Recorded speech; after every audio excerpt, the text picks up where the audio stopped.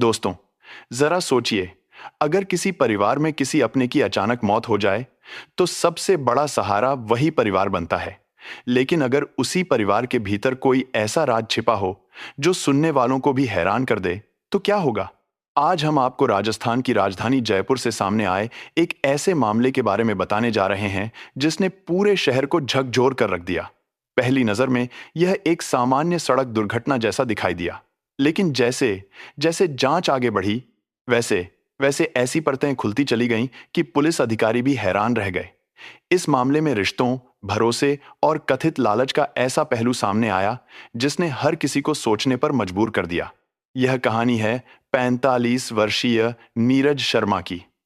नीरज शर्मा जयपुर के प्रताप नगर इलाके में अपने परिवार के साथ रहती थीं। उनके परिवार में उनकी 23 साल की बेटी आयुषी और 17 साल का बेटा भी था। आसपास के लोगों के अनुसार नीरज एक शांत स्वभाव की महिला थीं और अपनी जिम्मेदारियों को पूरी ईमानदारी से निभाती थीं। नीरज शर्मा जयपुर कोर्ट में लोअर डिवीजन क्लर्क यानी एलडीसी के पद पर कार्यरत थीं। लेकिन इस नौकरी के पीछे भी संघर्ष की एक कहानी छिपी हुई थी। कुछ समय पहले उनके पति का निधन हो गया था। परिवार पर दुखों का पहाड़ टूट पड़ा था और घर की आर्थिक जिम्मेदारी अचानक नीरज के कंधों पर आ गई। ऐसी परिस्थितियों में सरकार की कंपैशनेट अपॉइंटमेंट अनुकंपा नियुक्ति योजना के तहत उन्हें यह सरकारी नौकरी मिली। इस योजना का उद्देश्य यही होता है कि यदि किसी सरकारी कर्मचारी की सेवा के दौरान मृत्यु हो जाए, तो उसके परिवार के किसी योग्य सदस्य को नौकरी देकर परिवार की आर्थिक स्थिति संभालने में मदद की जा सके। नीरज ने यह जिम्मेदारी स्वीकार की और नौकरी शुरू कर दी। उनकी कोशिश थी कि परिवार को आर्थिक रूप से स्थिर रखा जाए, बच्चों की पढ़ाई जारी रहे और भविष्य सुरक्षित बनाया जा सके। बाहर से देखने पर सब कुछ सामान्य दिखाई देता था। ऐसा लगता था कि कठिन दौर के बाद अब परिवार धीरे धीरे अपनी जिंदगी को फिर से संभाल रहा है।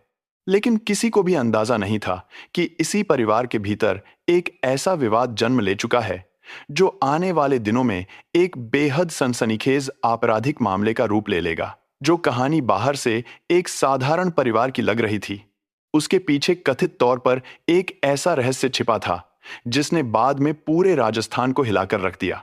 लेकिन पुलिस जांच में जो कहानी सामने आई, उसने पूरे मामले को एक बिल्कुल अलग दिशा दे दी। जांच अधिकारियों के अनुसार परिवार के भीतर सब कुछ सामान्य नहीं था। धीरे धीरे यह बात सामने आने लगी कि नीरज शर्मा की सरकारी नौकरी को लेकर घर के अंदर कथित तौर पर तनाव बढ़ चुका था। पुलिस के अनुसार नीरज शर्मा की 23 वर्षीय बेटी आयुषी चाहती थी कि भविष्य में यह सरकारी नौकरी उसे मिले। लेकिन जब नीरज ने स्वयं कंपैशनेट अपॉइंटमेंट के तहत यह नौकरी स्वीकार कर ली और नियमित रूप से काम करने लगी, तो इसी बात को लेकर मां बेटी के बीच मतभेद पैदा होने लगे। जांच के मुताबिक समय के साथ यह नाराजगी और गहरी होती चली गई। हालांकि बाहर से देखने वाले लोगों को शायद कभी इसका अंदाजा नहीं हुआ। परिवार अपनी सामान्य जिंदगी जीता हुआ दिखाई देता था, लेकिन पुलिस का दावा है कि अंदर ही अंदर एक ऐसी साजिश आकार ले रही थी, जिसकी किसी ने कल्पना भी नहीं की थी। जांच एजेंसियों के अनुसार इसी दौरान आयुषी ने कथित तौर पर अपने चाचा मोहन स्वरूप और अपने चचेरे भाई बलराम से इस विषय पर बातचीत शुरू की। पुलिस का आरोप है कि तीनों ने कई बार मुलाकात की और नीरज शर्मा को रास्ते से हटाने की कथित साजिश पर चर्चा की। यह कोई ऐसा फैसला नहीं था जो अचानक लिया गया हो, बल्कि जांच के अनुसार इसे काफी सोच समझकर तैयार किया गया। पुलिस के मुताबिक इसके बाद इस कथित साजिश को अंजाम देने के लिए बाहरी लोगों से संपर्क किया गया। जांच में सामने आया कि भरतपुर के रहने वाले हेमंत शर्मा नाम के एक व्यक्ति से संपर्क स्थापित किया गया, जिस पर कॉन्ट्रैक्ट किलिंग का आरोप है। पुलिस का दावा है कि नीरज शर्मा की हत्या कराने के लिए लगभग 7 लाख रुपए में कथित सौदा तय किया गया। यहीं से यह मामला और भी गंभीर हो गया। अब यह केवल पारिवारिक विवाद नहीं रह गया था, बल्कि पुलिस के अनुसार यह एक सुनियोजित हत्या की साजिश में बदल चुका था। जांच में यह भी सामने आया कि पूरी योजना को बेहद सावधानी से तैयार किया गया, ताकि घटना देखने में एक सामान्य सड़क हादसा लगे और किसी को हत्या का संदेह भी न हो। पुलिस का कहना है कि इस कथित साजिश पर लगभग 3 महीने तक लगातार काम किया गया। इस दौरान नीरज शर्मा की रोजमर्रा की दिनचर्या पर कथित तौर पर नजर रखी गई। वह किस समय घर से निकलती हैं, किस रास्ते से आती जाती हैं, कब अकेली होती हैं और किस समय उन पर हमला करना सबसे आसान होगा। जांच के अनुसार इन सभी बातों पर विस्तार से योजना बनाई गई। यानी पुलिस के दावे के मुताबिक यह कोई अचानक लिया गया फैसला नहीं था, बल्कि महीनों तक चली कथित प्लानिंग के बाद उस दिन का इंतजार किया गया जब इस पूरी साजिश को अंजाम दिया जा सके। लेकिन आरोपियों को शायद यह अंदाजा नहीं था कि घटना के बाद पुलिस जांच एक एक कड़ी को जोड़ते हुए उस कथित साजिश तक पहुंच जाएगी, जिसे उन्होंने बेहद सोच समझकर छिपाने की कोशिश की थी। करीब 3 महीने तक चली इस कथित साजिश के बाद आखिरकार वह दिन आ गया जिसे पुलिस जांच में पूरे मामले का सबसे अहम मोड़ माना जा रहा है। तारीख थी 4 जुलाई 2026। यह दिन नीरज शर्मा के लिए एक सामान्य दिन की तरह ही शुरू हुआ था।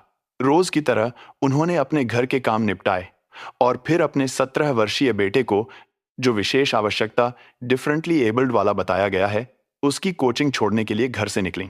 उस समय शायद नीरज को बिल्कुल भी अंदाजा नहीं था कि यह सफर उनकी जिंदगी का आखिरी सफर साबित होने वाला है। कोचिंग सेंटर पर बेटे को छोड़ने के बाद नीरज अपने घर की ओर वापस लौट रही थी।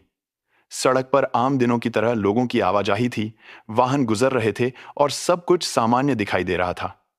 लेकिन पुलिस के अनुसार इसी दौरान कुछ लोग पहले से ही सही मौके का इंतजार कर रहे थे। जांच अधिकारियों के मुताबिक जैसे ही नीरज एक तय स्थान के पास पहुंची, तभी अचानक एक तेज रफ्तार स्कॉर्पियो एसयूवी उनकी ओर बढ़ी। पुलिस का दावा है कि वाहन की रफ्तार लगभग 130 किलोमीटर प्रति घंटा थी। इससे पहले कि नीरज कुछ समझ पाती या खुद को बचाने की कोशिश कर पाती, एसयूवी ने उन्हें जोरदार टक्कर मार दी। टक्कर इतनी भयावह बताई गई कि नीरज शर्मा गंभीर रूप से घायल हो गए। आसपास मौजूद लोग तुरंत उनकी मदद के लिए दौड़े। कुछ लोगों ने एम्बुलेंस और पुलिस को सूचना दी, लेकिन पुलिस के अनुसार चोटें इतनी गंभीर थीं कि नीरज शर्मा ने घटनास्थल पर ही दम तोड़ दिया। घटना के तुरंत बाद इलाके में अफरा तफरी मच गई।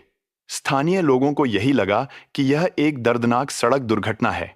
तेज रफ्तार वाहन, अचानक हुई टक्कर और मौके पर हुई मौत, इन सब को देखकर शुरुआती तौर पर किसी ने भी इसे एक सुनियोजित हत्या के रूप में नहीं देखा। शुरुआती जांच भी सड़क हादसे के एंगल से ही आगे बढ़ती दिखाई दी। पुलिस ने सामान्य दुर्घटना की तरह घटनास्थल का निरीक्षण किया और वाहन की तलाश शुरू कर दी। बाहर से देखने पर सब कुछ एक एक्सीडेंट जैसा ही प्रतीत हो रहा था। लेकिन यहीं से इस कहानी में एक ऐसा मोड़ आया जिसने पूरे मामले की दिशा बदल दी। नीरज शर्मा के भाई को इस घटना पर शुरुआत से ही संदेह था।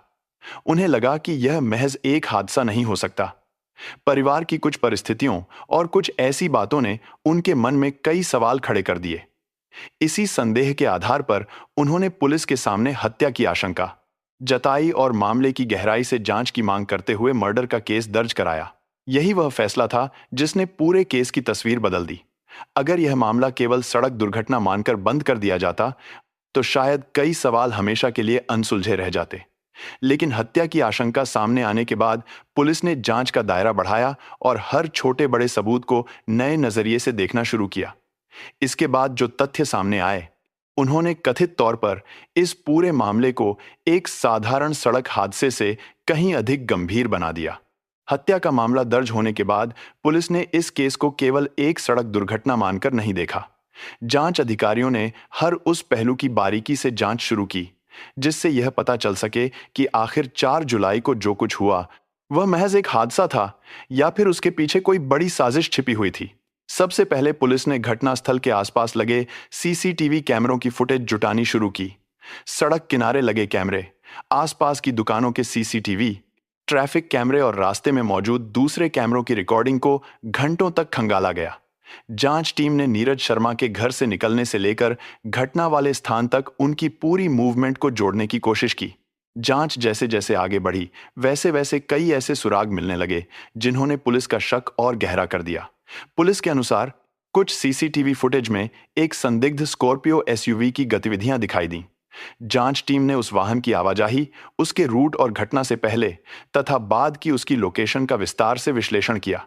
लेकिन केवल सीसीटीवी फुटेज ही इस मामले की एकमात्र कड़ी नहीं थी। पुलिस ने तकनीकी साक्ष्यों, टेक्निकल एविडेंस पर भी विशेष ध्यान दिया।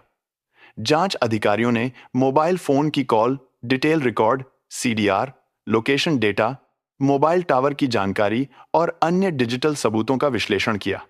पुलिस का कहना है कि इन तकनीकी साक्ष्यों को सीसीटीवी फुटेज के साथ मिलाकर देखने पर कई अहम कड़ियां आपस में जुड़ती चली गईं।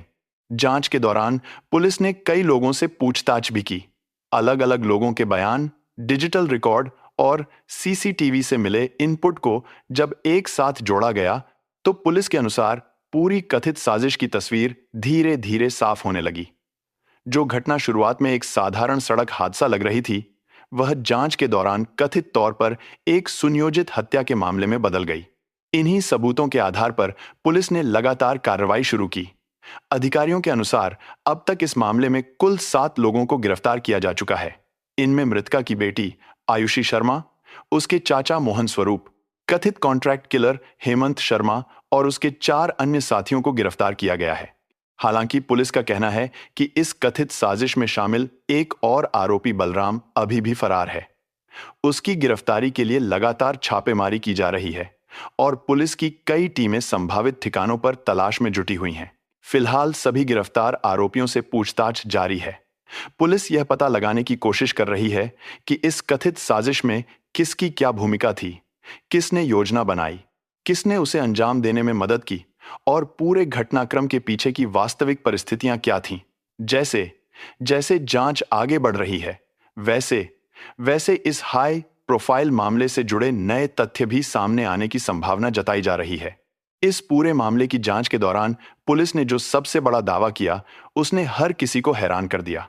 जांच अधिकारियों के अनुसार अब तक जुटाए गए सबूतों और पूछताछ के आधार पर यह आशंका जताई गई कि इस कथित साजिश के पीछे मुख्य मकसद पारिवारिक संपत्ति और सरकारी नौकरी पर अधिकार हासिल करना था। पुलिस का आरोप है कि आयुषी शर्मा अपनी मां नीरज शर्मा की सरकारी नौकरी और परिवार की संपत्ति को लेकर लंबे समय से असंतुष्ट थी। जांच के अनुसार इसी कथित नाराजगी ने धीरे धीरे एक ऐसे फैसले का रूप ले लिया जिसने पूरे परिवार की जिंदगी बदल दी। हालांकि इन आरोपों की अंतिम पुष्टि अदालत में प्रस्तुत साक्ष्यों और न्यायिक प्रक्रिया के बाद ही होगी। अगर पुलिस की जांच सही साबित होती है तो यह मामला केवल एक हत्या का नहीं, बल्कि भरोसे के टूटने की भी कहानी बन जाता है। जिस मां ने अपने परिवार को संभालने के लिए कठिन परिस्थितियों में नौकरी स्वीकार की, उसी मां की मौत की साजिश रचने का आरोप उसके सबसे करीबी रिश्तों पर लगा। यही वजह है कि इस मामले ने पूरे देश का ध्यान अपनी ओर खींचा। इस घटना ने समाज के सामने भी कई गंभीर सवाल खड़े कर दिए हैं। क्या पैसा, संपत्ति और सरकारी नौकरी जैसी चीजें किसी इंसान के रिश्तों से भी बड़ी हो सकती हैं? क्या लालच इंसान की सोच को इस हद तक बदल सकता है कि वह सही और गलत के बीच का फर्क ही भूल जाए? इसी कारण यह मामला केवल एक आपराधिक जांच तक सीमित नहीं रहा, बल्कि लोगों के बीच रिश्तों, विश्वास और नैतिक मूल्यों पर भी चर्चा का विषय बन गया। सोशल मीडिया से लेकर आम लोगों की बातचीत तक हर जगह यही सवाल उठ रहा है कि अगर परिवार के भीतर ही विश्वास खत्म हो जाए तो इंसान आखिर किस पर भरोसा करे? हालांकि यह याद रखना भी जरूरी है कि पुलिस द्वारा लगाए गए आरोप अंतिम सत्य नहीं होते। भारत की न्याय व्यवस्था में हर आरोपी को अदालत में अपना पक्ष रखने का पूरा अधिकार है। जब तक अदालत सभी सबूतों की जांच करके अपना अंतिम फैसला नहीं सुनाती, तब तक किसी भी आरोपी को कानूनी रूप से दोषी नहीं माना जा सकता। फिलहाल पुलिस की जांच जारी है और अदालत में इस मामले की सुनवाई होगी। आने वाले समय में गवाहों के बयान, डिजिटल सबूत, फॉरेंसिक रिपोर्ट और अन्य साक्ष्यों के आधार पर अदालत यह तय करेगी कि इस मामले में वास्तविक सच्चाई क्या है और दोषी कौन है। लेकिन इस पूरे घटनाक्रम ने एक बात जरूर याद दिलाई है, जब इंसान लालच को अपने रिश्तों, विश्वास और इंसानियत से ऊपर रख देता है, तो उसके फैसलों के परिणाम केवल एक व्यक्ति नहीं, बल्कि पूरे परिवार की जिंदगी बदल सकते हैं। यही वजह है कि यह मामला आज भी लोगों के बीच चर्चा का विषय बना हुआ है और हर कोई अदालत के अंतिम फैसले का इंतजार कर रहा है। फिलहाल इस पूरे मामले की जांच अभी भी जारी है।